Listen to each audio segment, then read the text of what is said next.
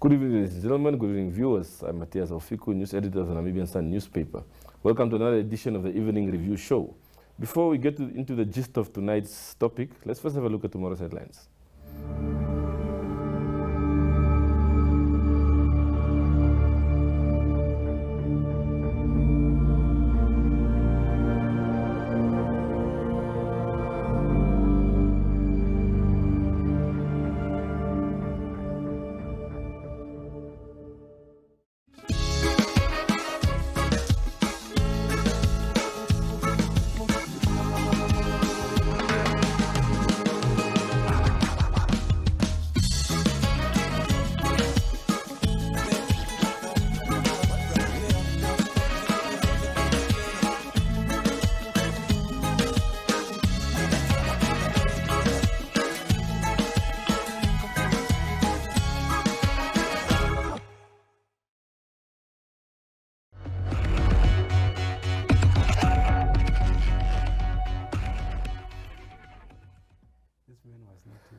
Well, we're joined in studio tonight by Mr. Agapitus Hausiku. He's the spokesperson for the Ignatius Shixwameni family. Welcome, sir. Welcome, thank you for welcoming me. Now, it's indeed a pleasure to have you here. I think from the onset, from Namibia Media Holdings, we'd like to wish the family just the strongest of condolences and the strength during this difficult period. May the soul of Honorable Shixwameni rest in eternal peace. Well, just for starters, I think, can you just take us through the journey since the day the news from Parliament broke? Perhaps just give us a brief summary on how things went from then until now. Yeah, no, from that day when the news broke, it's like I was there immediately when it happened. We are now by this moment aware that it's the late collapse at Parliament during a parliamentary standing committee meeting. And immediately when it happened, the secretary called me and I rushed off to the scene. So yeah, I got there. My uncle was still lying and we're trying to see whether we are able to get him awake, resuscitate. But unfortunately we didn't. And you know, they are all working individuals, him and the wife. So she was not in the country and we actually had to start planning immediately to get her back. Because I was thinking the kids are alone at home. Who's going to be with them? So people will be coming at home. They would want to sit for a while and just talk to somebody and comfort and all. So we were trying to see that she gets back home.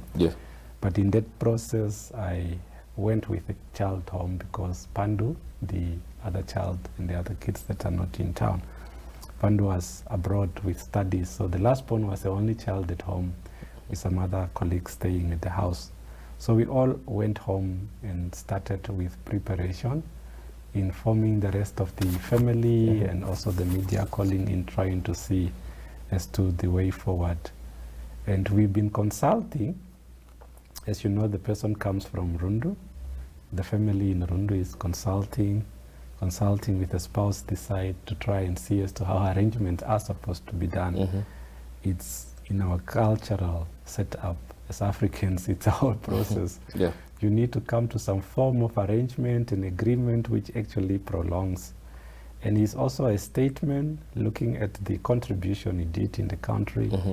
We did not want to take an individual position as a family as to what needs to happen, so we had to engage the state. His Excellency the President only returned like yesterday or so. And we were waiting also for him to pronounce himself as to the way forward. So we had those engagement in the morning, so the president will give his position himself at the right time to inform the nation on the way forward. So those were some of the issues that has actually delayed the process with regard to the way forward. But we're getting there. There is some form of clarity at the moment on the way forward. By tomorrow, I believe the nation will be informed accordingly as to how our process is supposed to proceed. Those are the activities that has transpired within the few days. Well, many of the Namibians knows Ignatius Shixwameni as a public figure, a political figure. Tell us about the man beyond the limelight. He's a very principled person. You know, people are like, he's stubborn and very firm. So that can be seen from his decisions as to him deciding this is what I want to do and sticking by that. Being somebody that grew up in his place, in his house, you've grown up with somebody who's a father figure. I mean, him being an uncle and you growing up with him, he's always trying to direct you. But one thing that I have seen with him is he always lets you be in terms of your own expression, individuality and all that. He's not necessarily somebody. He's very strict in terms of what needs to be done in a home from a family perspective. But we have seen everybody, whether it's my family, his in-laws, he's accommodated everyone in that house in terms of raising people up. And he's actually played that role as a father figure. And probably his prominence also and his stature in society and standing, that has actually brought a level of respect from anybody that interact with him. It's not an issue of you being a young person or what. To him, he interact at that level irrespective. I mean, we were saying the other day at home, everybody is coming. We need to accommodate whoever it is that come, because he could engage and speak to anybody irrespective of your status in society. And also being with him, I was saying, I have moved around with him so many times ever since I came to stay there. You go all over, so you'll be having this meeting, say in Okanja Park or in Billy or all this informal settlement, and he's just there, fine. Like, he's not actually somebody that liked a lot of protocol. He would want his things to be very simple and nothing complicated. He's not into fancy stuff. So the simplicities and the simple type of life is what he preferred. But he's a principled person in terms of his beliefs, in terms of his standing, in terms of guiding you as an individual as to what it is that's supposed to be done. But very flexible, open-minded in approaching all kinds of things. So what would you say from a family perspective? Of course, you were also in the political setup. We spoke before the show how he dragged you all over where he went, and you followed him all over. In terms of the magnitude of the loss of his life, how would you say that is? Yeah, it's an immense kind of situation that we happen to find ourselves in, both as a family. He's been a very influential figure to a lot of us within the family, looking up to him, growing up and all that. And you're also looking at this individual that shaped a lot of young people's political careers. To me, having followed him around as an individual, so you take your own stand also what it is that I would want to do myself. And we are very much alike in terms of beliefs, in terms of perspective.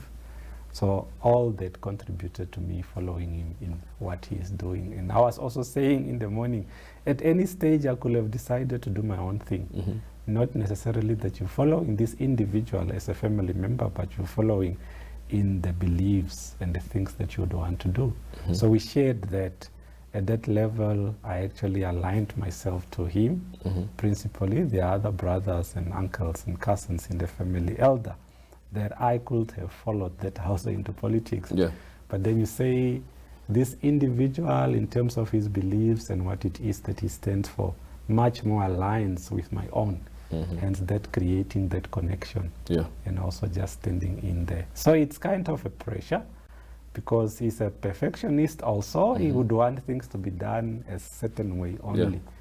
I mean, as a young person coming through a different generation than his, you're coming into a space where your views are more liberal than his. He's more of a socialist completely. And I remember me and him always differing. I would want to bring in some different kind of perspective as to how things are supposed to be done, appealing to the young voters compared to the way, I mean, people will sometimes come, your uncle is more with his communist and socialist thing. Create some form of flexibility around that. We were trying to do it, but at the last, I remember the last election, he was much more open.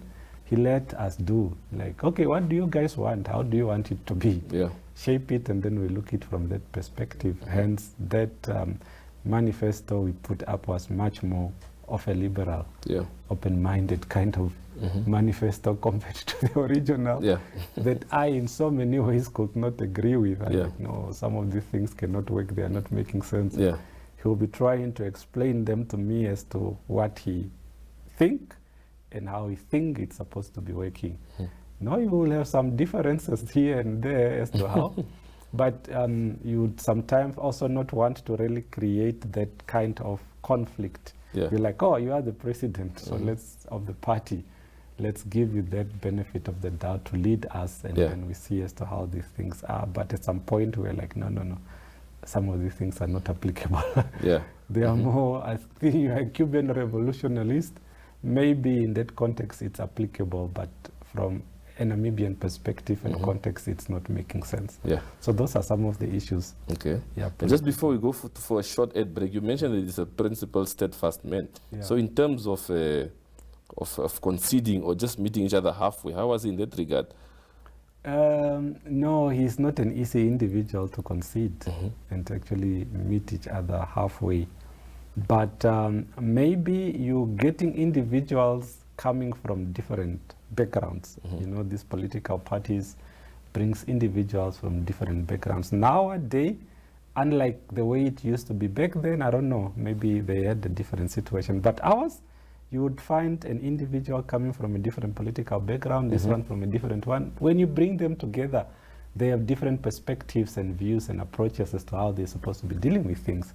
So those were some of the issues that he has always to look at. You're coming from a conservative background in terms of politics, a liberal, a socialist. How do you balance that? So he always tried to balance around in terms of accommodating different perspectives. But at the end of the day, he'd like, nope, this is the direction. Yeah. How I would want things to move. Okay. Yes. Yeah. Well, we'll just go for a quick ad break and we'll be back to continue this conversation.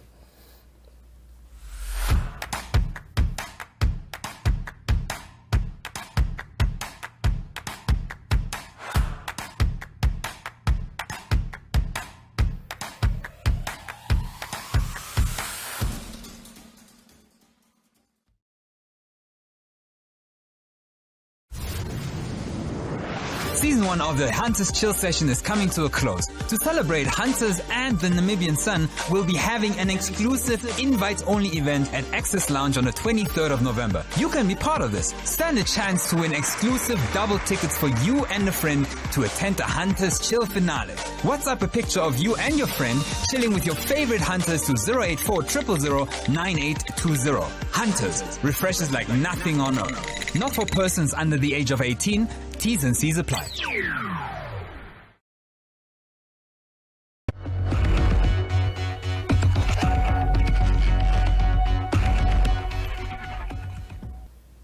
Well, welcome back to our viewers from this short break. Mr. Hausiku, we spoke about the planning that went on, that continues to go on since that fateful day. The person that Honorable Shixwameni was, obviously outside the limelight and so on. Let's speak about politics a bit. Obviously what kept him going every day, that's why he woke up every day. And what was his perspective on Namibian politics, especially, say for instance, in the last few months before his demise? It's not changed in terms of his perspective around the politics in the country, so his position was more, you know, if you look at the party in terms of its slogan, when the party was formed, it was about just wealth redistribution. He was still of the belief that the wealth is centered within the hand of a few minority, and also that the government, in as much as they are doing what they are doing, the process of having to ensure that Namibian in their diversity and broadness are capacitated in terms of resources was not moving at a pace that is actually satisfactory to him. Hence, him standing with that position forever, that the resources of the country in terms of distribution needs to be looked at differently, and it's been a position the whole time. And I remember the discussion was more around, he would always say, I'm for the poor. I'll need to identify with the less fortunate individuals within our community, and these are the people that I would want to stand for in terms of defending their right.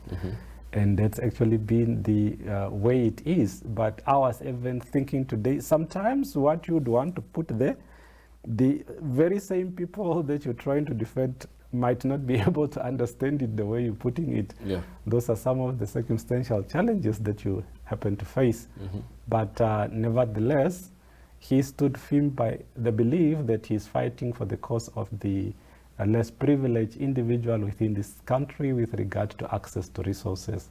So that's been the position, that the resources of the country are still skewed within the hand of the minority, when the majority are still subjected within impoverished conditions, and would have to change that. Yeah, of course, those margins still continue to move in an upward trajectory. Was there ever a day where he probably felt like he's going to give up, that he's not winning this battle? No, he never. I mean, he never actually, maybe in his own individual space, but in terms of us engaging him and seeing it.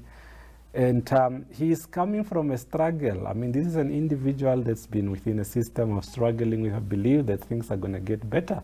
I think that's the understanding he kept going with, that, okay, sometime in the future, there might be a different understanding to the message that I'm putting across, and somebody might be able to carry it differently. So he stood firm in terms of believing that, no, way going forward still stand that the Namibian society is going to be a prosperous society compared to what it is now. So he never actually, in terms of believing that, diminishing. So it continued to actually stand as it was from the beginning. So we didn't see him saying, no, we are not, probably we might not be. He would always be in a position of trying to encourage everybody still to move.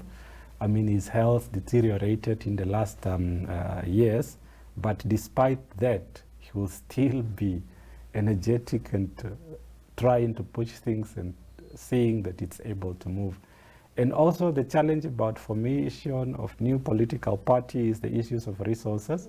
But despite that, he stood firm and said, no, I'll need to see with those that believe in the ideal as to how it is that I'm supposed to carry this forward.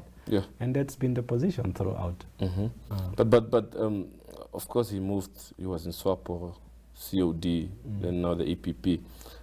For him, you having worked so closely with him, was this the only way he could forge this struggle of fighting inequality and ensuring wealth redistribution? I mean, that's actually the question also. You know, we'll be challenging each other all the time. Couldn't you do it within? You were in the system, and then you were part of the system, so you got frustrated and you went out. I think I can take it. When the deputy speaker came to speak at home, she also said, like, you know, this is a very principled individual. To him, if you're compromising his principles, he would rather live and form something else, where he believed his principle would be much better advocated. And then she gave example, just like you're saying. So he was in SWAPO, and then they went into COD. Because of a principal difference that transpired at that time within SWAPO, they decided, no, if we're not in agreement, so let's move and form something else. And then it went into COD. I mean, as much as we're young then, you could also understand as to what happened within COD. Those differences created the split, and you went to form the APP. I remember the formation of APP is a consultative process, because the differences within COD could not be reconciled then. We're like, okay, you know, around then, mine was more in terms of constitution. We've said the third term issue is an issue that we are not happy with. As a result of that, there is an element of forming the COD.